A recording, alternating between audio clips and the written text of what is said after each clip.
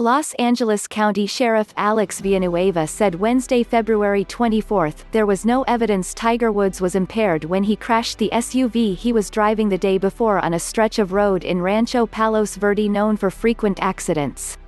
No evidence of impairment whatsoever. He was lucid, Villanueva said in a live stream on Facebook with reporters and members of the public Wednesday morning. This is what it is, an accident. The stretch of Hawthorne Boulevard where Woods's vehicle rolled over has seen 13 accidents, 4 with injuries, since January 2020, Villanueva said. The crash occurred just before 7:15 a.m.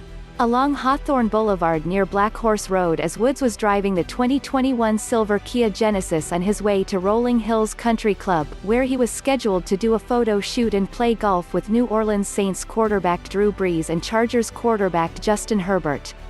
Villanueva described the crash. Woods's SUV was traveling downhill when it drifted across lanes and plowed into a city sign, "Welcome to Rolling Hills Estates," before hitting a curb and rolling over.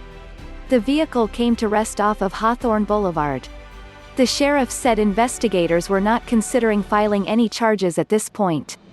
There will be a cause attached to it, a vehicle code, Villanueva said. But the sheriff said at most the crash could be determined to be the result of distracted driving. That's an infraction, he said. The golf legend had surgery on Tuesday for serious injuries to his right leg and ankle after the SUV crashed that morning. The sheriff has said it appears that Woods was speeding. The golfer suffered compound fractures to his lower right leg and a shattered ankle, requiring emergency surgery in which a rod was inserted into his tibia, said Anish Mahajan, chief medical officer and interim CEO at Harbor UCLA Medical Center, said in a Tuesday night statement on Woods's Twitter account. Additional injuries to the bones of the foot and ankle were stabilized with a combination of screws and pins, Mahajan said. Trauma to the muscle and soft tissue of the leg required surgical release of the covering of the muscles to relieve pressure due to swelling. It wasn't immediately known how long those injuries would take to heal.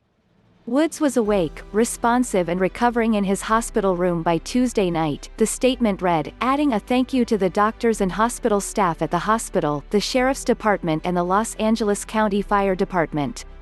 We thank everyone for the overwhelming support and messages during this tough time, the statement said.